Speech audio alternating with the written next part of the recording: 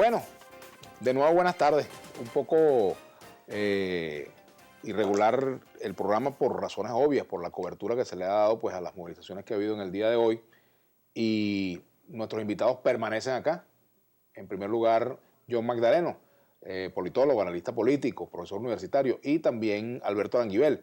Así que vamos a conversar la primera parte, en este horario no habitual de Vladimir a la una, con John Magdaleno para hacer una lectura de esta movilización, tanto la opositora como la oficialista, en el día de hoy, esta jornada pues que está culminando. Bueno, sí, comentamos en la parte anterior que había sido una jornada en la que, por lo menos en lo que respecta a la marcha a la que yo pude asistir, a la marcha de la oposición, fui directamente a la de la Avenida Libertador, y la verdad es que fue una manifestación bastante nutrida. 2 cuadras más arriba estaba la Francisco de Miranda y por tanto era fácil observar cómo estaba la otra. Y decía en la primera parte del programa que lo que estamos viendo hoy es el inicio de un proceso de movilización social que, por cierto, puede involucrar a ambos bloques, no solo a la oposición en la medida en que está demandando la aceleración del revocatorio, sino también seguramente significará una respuesta por parte del oficialismo movilizando a sus seguidores para comunicar la idea de que todavía cuenta con respaldo. Ahora, es obvio que, tú me preguntabas en la parte anterior, el objetivo político de la oposición se conquistó, es decir, comunicar que los que están demandando la aceleración del revocatorio son muchos, visibilizar la magnitud de la demanda, dimensionarla, es decir, cuántos son los venezolanos que están dispuestos a moverse por ese motivo. Bueno, yo pienso que sí, honestamente, viéndolo a la distancia de los observadores, pienso que sí conquistó ese objetivo.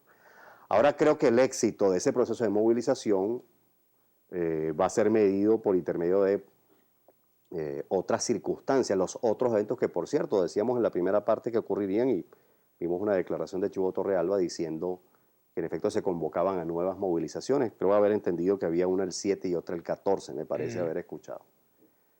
En esos casos, lo que conviene analizar es, bueno, cuáles son los objetivos, vamos a decir, políticos y simbólicos, incluso hasta comunicacionales, que logran cada uno de esos episodios, ¿no?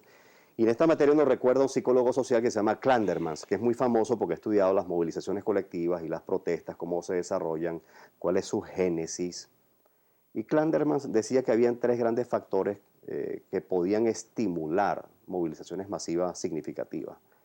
La primera es la idea, la noción de que la participación de los individuos en estas manifestaciones colectivas conduce o contribuye al logro de alguna meta. Entonces, eso sugiere un desafío para la dirección de oposición. Bueno, ¿cuál es la meta que se pretende perseguir, conquistar en cada caso? La fijación, la delimitación de eso es muy importante porque de lo contrario, más bien puede haber problemas que deriven de la frustración de expectativas que tenga la gente si no se conquistan algunos de esos objetivos. La segunda, la gente suele movilizarse más cuando observa que hay referentes significativos para ello. Esto tiene que ver usualmente con intelectuales, artistas, deportistas o referentes políticos de altura, o referentes morales o religiosos de significación. Y el tercer elemento que destacaba Clandermans era que la gente se moviliza mucho más cuando los beneficios derivados de la participación en acciones colectivas son mucho mayores que los costos. ¿En este caso?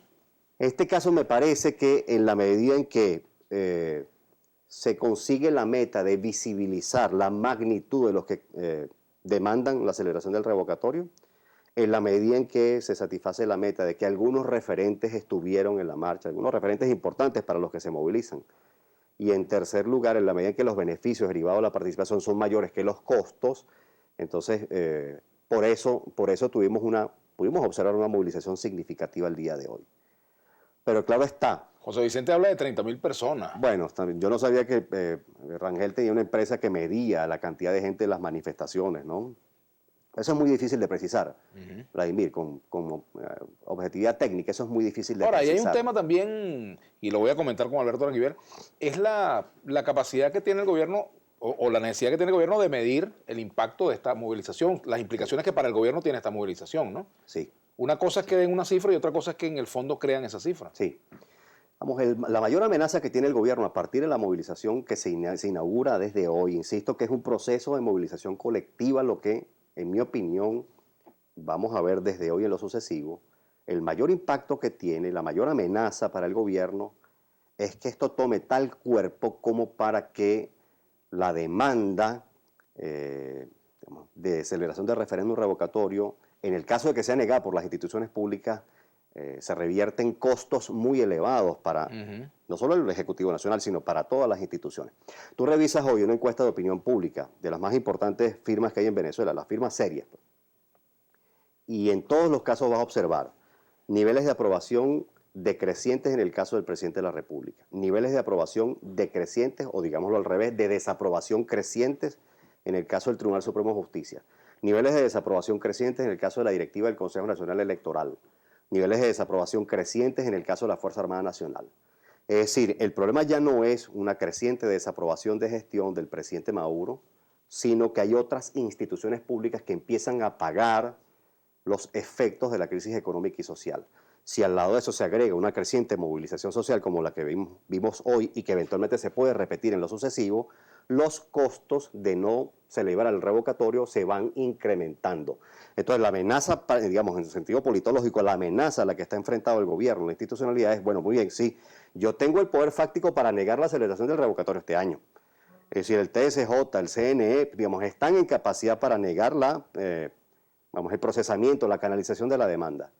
Pero y eso significa, por tanto, que negarlo deja al gobierno ileso, deja al TSJ ileso. Ahora, la oposición también corre riesgo, ¿no? En cuanto a que a pesar de la magnitud de la movilización de hoy, esto no se traduzca en una estrategia que de alguna manera cambie el cuadro actual en cuanto al hecho de que se logre el objetivo del referéndum para este año, por ejemplo. O sí, sin dudas. El principal riesgo de la oposición, la principal amenaza es que frente a la posibilidad de que las instituciones nieguen la celebración del revocatorio este año, no sepa gerenciar la frustración de expectativas que naturalmente se va a derivar, digamos, de ¿Y cuál sería la manera más adecuada de gerenciarla, en tu opinión? Bueno, en mi opinión, diversificar los objetivos de la movilización. Si el objetivo único del proceso de movilización social es el revocatorio, claro que la frustración es mucho más difícil de gerenciar. Si por el contrario otros objetivos son agregados, por ejemplo el fortalecimiento de la mayoría, por ejemplo sumar otros sectores al proceso de movilización. Las elecciones regionales, por ejemplo. Sí, por ejemplo las elecciones regionales, es decir, diversificar el riesgo, o por ejemplo, vamos a ponernos uno un poco más agresivo estratégicamente. Bueno, sumar a sectores del chavismo para una coalición que no necesariamente es la oposición, sino una coalición un poco más amplia. Esos son objetivos que, digamos, cuya conquista puede seguir motivando, puede seguir estimulando la movilización en lo sucesivo. Así que sí, tienes razón, la oposición corre riesgos también, hay unas amenazas muy claras para la oposición, para el chavismo y para el chavismo como coalición política y para el gobierno en concreto también. Ahora, ¿fue conveniente para el gobierno la medición de fuerzas de hoy, en tu opinión? En mi opinión no, en mi opinión no. Básicamente porque el contraste entre ambas manifestaciones, bueno, me parece a mí que es bastante significativo. En segundo lugar, lo que ocurre antes de la movilización, más bien creo que puede tener costos de opinión pública para el gobierno, es decir, trancar los accesos a Caracas, poner una tanqueta en la Panamericana, impedir, filtrar la movilización de individuos que venían a la marcha, requisar, digamos, como ocurrió en algunos puntos a ciudadanos que venían en vehículos, revisarle los morrales, luego intentar sugerir la idea de que ya estaban preparándose en algunos sectores de oposición episodios violentos, más bien me parece que permite cuestionar el talante democrático del gobierno, permite cuestionar, es decir, más bien refuerza la acusación de autoritarismo, refuerza la acusación de que, bueno, frente a un episodio de significación en el que se sabe que va a haber una manifestación colectiva de relevancia, estas cosas intentan inhibirlas. Entonces, más bien creo que el saldo allí no es positivo para el gobierno. Claro, ahora también está en el caso del gobierno de oposición la posibilidad de que entremos en un nuevo momento político.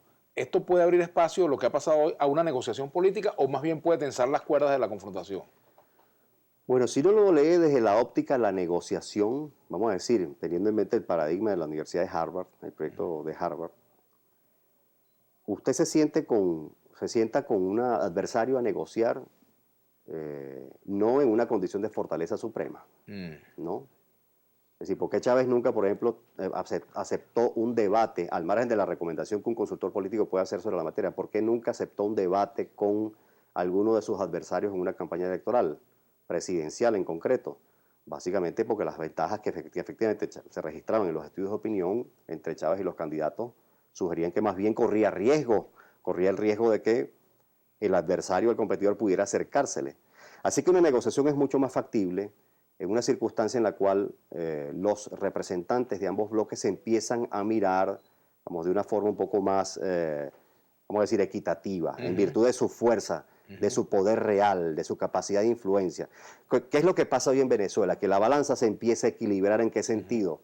Bueno, el chavismo y el gobierno dispone de poder fáctico, sí, pero la oposición tiene hoy en día energía cinética que es potente. Vamos a decir, tiene un poder estático que a partir de hoy se empieza a movilizar. Como diría un famoso autor, Sidney Tarrow, el poder empieza a ponerse en movimiento. Entonces, en algún momento podemos llegar a ver un mayor contrabalanceo del poder fáctico con la gente en la calle, es decir, el poder en movimiento. La energía cinética ya no está estática, sino que se empieza a mover. Esa sería la lectura de lo que ha pasado el día de hoy, digamos, el saldo de lo que... Esa es una lectura desde la óptica del proyecto de negociación de Harvard. Es decir, es más factible que haya una negociación allí donde los actores se perciban con más o menos similar capacidad de influencia. Otra lectura posible, bueno, en la medida en que los costos del gobierno y de las instituciones públicas, al no celebrar el revocatorio este año, sean relativamente bajos, no hay incentivos para que se celebre. ¿Qué es lo que está haciendo la oposición, por tanto? Elevar los costos que van a tener todas las instituciones y el sistema político en su conjunto por no celebrarlo. Entonces, si los costos se elevan, el gobierno va a estar forzado a evaluar los impactos de esta nueva situación. Por ejemplo, si el gobierno se juega la carta de eliminar la autonomía, la inmunidad parlamentaria por vía del TCJ, por ejemplo. Bueno, facilita la acusación de creciente autoritarismo. Facilita incluso que en el territorio internacional, vamos a decir, en la opinión pública internacional, en los organismos multilaterales, en efecto, se condene el talante autoritario del gobierno. Vamos a ponerlo de esta manera. ¿Y eso afectará su gobernabilidad? En general sí, en general sí. Vamos a verlo, hagamos abstracción un poco del hecho de hoy, del evento de hoy, y tratemos de entender cuál es el juego estratégico de fondo entre gobierno y oposición. Decía Sun Tzu en El arte de la guerra: localiza la batalla en el territorio que te resulte más conveniente. Es decir, por tanto, el gobierno, después de la elección parlamentaria de diciembre del año pasado, sabía que el terreno natural en donde podía dar una disputa frente a la oposición era el de las instituciones públicas. ¿Por qué? Porque es el que controla. Sí. Ahora, si la oposición en contrapartida dejaba que el gobierno estableciera las instituciones como su territorio de la batalla, pues por supuesto perdía. ¿Qué está haciendo la oposición? Intentando desplazar la confrontación o la disputa a la calle, a la opinión pública nacional, internacional, organismos multilaterales. Bueno, tenemos que hacer una pausa. Ya regresamos con John Magdaleno, nuestra etiqueta del día de hoy, analistas en Vladimir a la una. Ya venimos.